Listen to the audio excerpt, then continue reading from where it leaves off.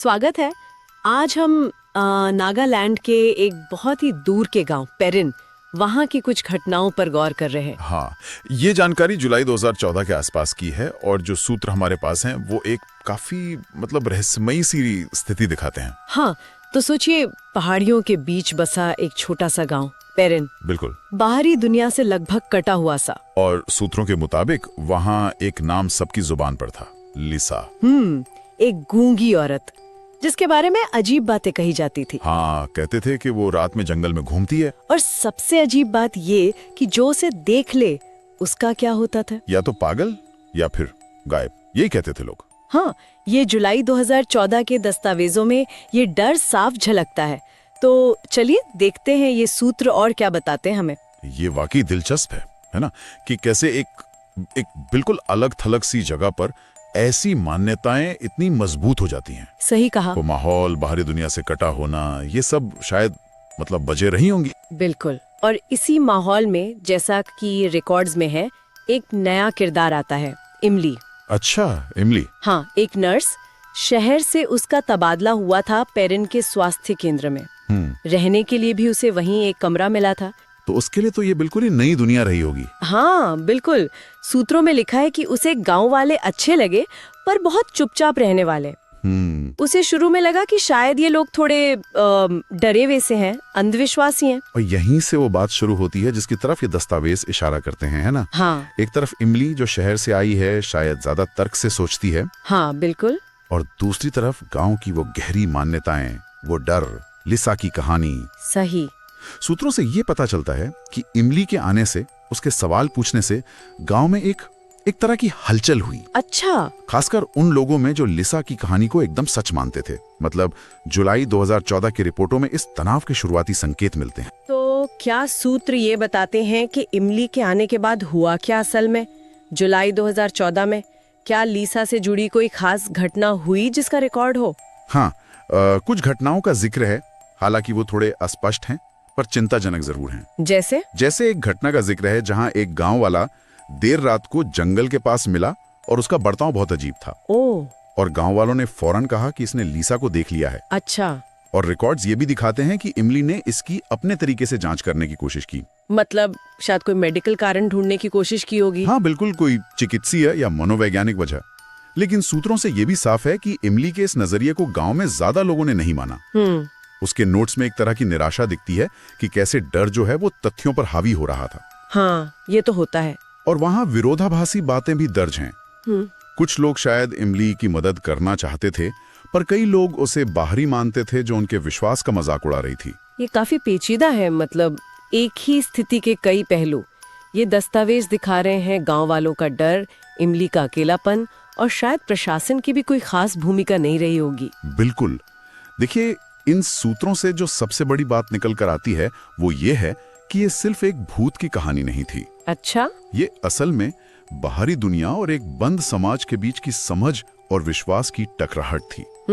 जुलाई 2014 की ये घटनाएं दिखाती हैं कि कैसे डर और अलगाव किसी समाज की सोच को बना सकते हैं, और कैसे बाहर से आया तर्क भी आसानी से खारिज हो सकता है। बिल्कुल। ये समझना जरूरी है कि कैसे सीमित जानकारी और गहरे विश्वास मिलकर एक बिल्कुल अलग सच्चाई बना सकते हैं। तो ये तस्वीर उभरती है हमारे सामने, पेरिन गांव, लिजा का वो रहस्य और इमली की बाहरी नजर, जैसा कि जुलाई 2014 के इन दस्तावेजों में दर्ज है। हाँ। ये सूत्र सिर्फ कहानी नहीं बताते, बल्कि ये भी दिखाते हैं कि सच्चाई कितनी उलझी हुई हो सकती है। और यहीं पर एक सवाल मन में आता है इन स्रोतों को देखने के बाद, क्या? कि जब किसी समाज का सामूहिक विश्वास और किसी बाहरी व्यक्ति का तर्क आमने सामने आते हैं तो सच क्या होता है? क्या सच सिर्फ वो है जिसे साबित किया जा सके, या वो भी सच है जिसमें एक पूरा समुदाय जी रहा है, सांस ले रहा है? ये दस्तावेज जवाब नहीं देते, पर सोचने पर मजबूर जरूर करते। कहानी है इमली नाम की एक महिला की जो कुछ दिन एक गांव में बिताती है। सब ठीक लगता है, पर तीसरे दिन उसे एक अजीब सी चेतावनी मिलती है। हमारा मकसद बस कहानी सुनाना नहीं, बल्कि ये देखना है कि ये स्रोत, ये दस्तावेज डर कैसे बुनता है। हाँ, ये चेतावनी वाला हिस्सा काफी दिलचस्प है। गांव की एक औरत इमली से कहती है कि भाई रात को खिड़की बंद रखना। हाँ, कहती है वरना वो आ जाएगी। और इमली, जैसा स्रोत बताता है, वो हंस देती है, मतलब इसे अंधविश्वास मानती है। बिल्कुल शहरी नजरिए से देखती है शायद। हाँ, यहीं पर वो तनाव दिखता है ना, शहरी तर्क बनाम गांव का वो गहरा बसा हुआ डर या कहें लोक कथा। स्रोत के लिए ये चेतावनी बस एक सलाह नहीं है, ये आगे जो होने वाला है उसकी आहट है। सही कहा। और फिर उसी रात करीब 2 बजे स्रोत बताता है कि इमली खिड़की के बाहर किसी को देखती है। उलझे बाल, गंदे कपड़े, सिर एक तरफ झुका हुआ और बिल्कुल शांत। तो उसे और ज्यादा आम मानवीय बना देती है ना, डरावना। हाँ बिल्कुल। अगली सुबह जब वो गांव वालों को बताती है तो वो डर जाते हैं। और उनका डर इस बात को पक्का कर देता है कि इमली ने जो देखा वो कोई वहम नहीं था, वो गांव के सामूहिक डर का ही हिस्सा है। और तभी पता चलता है उस डर की वजह। गांव के बुजुर्ग बताते हैं कि शायद ये कोई 20 साल पहले गांव आई एक गूंगी औरत की आत्मा है। हाँ, कहानी ये है कि पति शहर गया, लौटा नहीं तो उसने कुएं में कूदकर जान दे दी। स्रोत ये बैक स्टोरी बड़ी कुशलता से लाता है सामने। उस साये को एक दुखद पहचान मिलती है। पर कहानी यहीं खत्म नहीं होती। स्रोत एक और परत जोड़ता है कि कुछ बच्चों ने उसे कुएं से निकलते देखा था। हाँ और वो भी बिना भीगे हुए। ये डिटेल बहुत जरूरी है। ये कहानी को सिर्फ दुखद हादसे से निकालकर सीधा भूत प्रेत के दायरे में ले जाता है। जैसे उसकी मौत सामान्य नहीं थी, उसमें कोई अलौकिक शक्ति आ गई है, शायद बदला लेने वाली। क्या कमाल का तरीका है स्रोत का कहानी बनाने का, परत दर परत। इसके बाद गांव में अजीब हादसे होने लगते हैं। लकड़हारा पेड़ से गिर गया, बिल्कुल। एक लड़की की आंखों की रोशनी चली गई, कई लोग गायब हो गए। हाँ, स्रोत इन घटनाओं को सीधे सीधे उस औरत से नहीं जोड़ता, लेकिन उनका जिक्र ठीक उसके दिखने के बाद करता है। बिल्कुल, एक तरह का पैटर्न बना देता है। सही कहा। पाठक खुद ही वो कनेक्शन बना लेता है। ये दिखाता है कि कैसे डर फैलता है समुदायों में। हाँ। मतलब अलग अलग बुरी घटनाओं को एक ही वजह से जोड़ दिया जाता है। लोकमानस ऐसे ही काम करता है ना। पर इमली, स्रोत बार बार कहता है वो अभी से अंधविश्वास ही मान रही है, तर्क हावी है। लेकिन अगली रात अनुभव बिल्कुल सीधा है, व्यक्तिगत। दीवारों पर खरोचने की आवाजें, उफ, खिड़की फिर हिलती है और इस बार दरवाजे पे 3 बार दस्तक। ठक ठक ठक। ये 3 दस्तकें, ये स्रोत का मास्टर स्ट्रोक है शायद। याद है वो औरत गूंगी बताई गई थी, बोल नहीं सकती थी। हाँ बिल्कुल। लेकिन दस्तक, वो तो संवाद का एक बहुत सीधा मानवीय तरीका है। तो क्या मतलब है इसका? क्या स्रोत ये कह रहा है कि वो बात करना चाहती है, या ये सिर्फ डर को और बढ़ाने का तरीका है? ये जो अस्पष्टता है ना, यही कहानी को इतना असरदार बनाती है। तो इस स्रोत से हमने क्या समझा? ये सिर्फ एक डरावनी कहानी नहीं है, ये दस्तावेज दिखाता है कि डर कैसे रचा जाता है। लोक कथा, रहस्य, दुखद अतीत, अस्पष्ट घटनाएं, सब मिलाकर। हाँ, और इमली का जो सफर है शक से शायद डर तक, वो पाठक को अपने साथ ले जाता है। और वो 3 दस्तकें कहानी को एक ऐसे मुकाम पर छोड़ देती हैं जहां आप सोचने लगते हैं आगे क्या हुआ। बिल्कुल, ये कहानी सिर्फ भूत की नहीं, बल्कि डर की प्रकृति की है, विश्वास और अंधविश्वास के टकराव की है।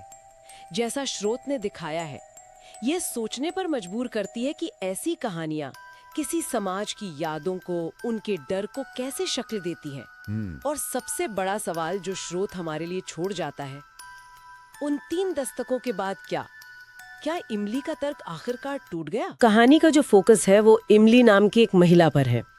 इन नोट्स के मुताबिक उसने अस्पताल के पुराने सीसीटीवी फुटेज देखे थे, और जो देखा वो वाकई चौंकाने वाला था। फुटेज में रात का समय है, करीब 1:45 बजे। एक औरत अस्पताल के छत पर है। रात के 1:45 बजे छत पर? हाँ, और उसके हाथ में कुछ है, मतलब ऐसा लग रहा है जैसे बालों से पकड़ा हुआ किसी का सिर हो। ओह, ये तो काफी ग्राफिक है। और जब वो कैमरे की तरफ देखती है, उसकी आंखें बिल्कुल काली दिखती हैं, पूरी तरह से काली। बाप रे, सीसीटीवी फुटेज में ऐसा दिखना ये अपने आप में बहुत ज्यादा डिस्टर्बिंग है, क्योंकि ये कोई सुनी सुनाई बात नहीं है, एक रिकॉर्डिंग है। हाँ, एक तरह का सबूत जैसा लगता है ना। या जल रही थी, अंधेरा, और इमली अकेली थी वहाँ। ओहो। तभी उसे एक आवाज सुनाई दी, बहुत अजीब सी, जैसे कोई गूंगा व्यक्ति जैसे पूरी ताकत लगा रहा हो बोलने की। ये तो माहौल को और ज्यादा भयानक बना देता है। वो डर गई जाहिर है, सीढ़ियों की तरफ भागी और वहीं सीढ़ियों के नीचे वही औरत खड़ी थी। वही छत वाली औरत? हाँ, चेहरा नीचे झुका हुआ और हाथों में फिर से वो इंसानी बाल। और फिर इमली बेहोश हो गई, बस वहीं गिर पड़ी। समझ आता है, अकेले में अंधेरे में ऐसी चीज का सामना करना, किसी के भी होश उड़ जाएं। अगली सुबह का जिक्र है कि गांव वालों को इमली पास के एक खेत में मिली। खेत में? हाँ, अस्पताल से बाहर। हाँ। होश में थी पर बुरी तरह डरी हुई, सदमे में, और उसके बाल वो कटे हुए थे जैसे किसी ने मुट्ठी भर के नोच लिए हों बेरहमी से। कि इस एक घटना के बाद इमली ने वो गांव छोड़ दिया हमेशा के लिए, कभी वापस नहीं आई। इसका असर सिर्फ इमली पर नहीं हुआ होगा, जाहिर है। नहीं, बिल्कुल नहीं। इन दस्तावेजों से ये भी पता चलता है कि गांव वालों पर भी इसका बहुत गहरा असर पड़ा। उन्होंने मिलकर वो अस्पताल बंद करवा दिया। हाँ, डर के मारे बंद करवा दिया। ये दिखाता है कि कैसे एक व्यक्ति का अनुभव या कथित अनुभव पूरे समुदाय के फैसलों को बदल सकता है। और वो खिड़कियां बंद रखने वाली बात भी है ना? हाँ, वो भी एक दिलचस्प डिटेल है। स्रोत कहते हैं कि उस गांव में आज भी रात को लोग अपनी खिड़कियां बंद रखते हैं। आज भी? हाँ, ये दिखाता है कि वो डर, वो याद कितनी गहरी बैठ गई है लोगों के मन में, एक परंपरा बन गई है। लेकिन यहाँ एक और पहलू भी है। मतलब जहाँ गांव वाले और इमली का अनुभव इसे सच मान रहा है, वहीं एक सरकारी या आधिकारिक नजरिया भी है ना? हाँ, बिल्कुल। स्रोत ये भी बताते हैं कि जो आधिकारिक व्याख्या है वो इसे घटना से उपजा मानसिक भ्रम कहती है। मास हिस्टेरिया जैसा कुछ? शायद वैसा ही कुछ। तो यहाँ दो बिल्कुल अलग कहानियां हैं।